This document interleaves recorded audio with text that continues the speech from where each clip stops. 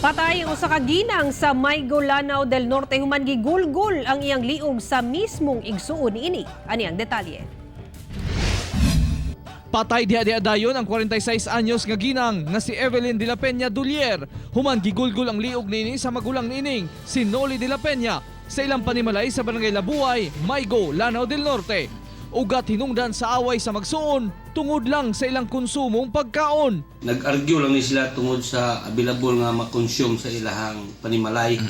Kunya nairita ning suspetsado na mga malicious nga remarks sa iyang igsuon, so motong ni resulta sa pagpanglaslas o pagpangdunggab sa iyang igsuon. Nabuhat lang kuno sa suspect ang krimen kay napuno na siya sa yaw-yaw sa iyang igsuon.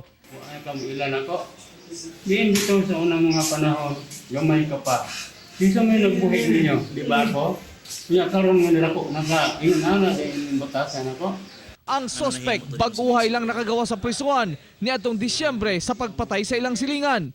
Nahitabo ang pagpatay sa iyang igsuon at tubangan pa mismo sa ilang inahan. Aduna siya ay kaso sa una, iyan ang naserbisyuhan sulod sa 8 ka tuig, 2012 to 2019. Na-release ni siya sa 2019 December. Ako, si Real Soroche para sa One Mindanao.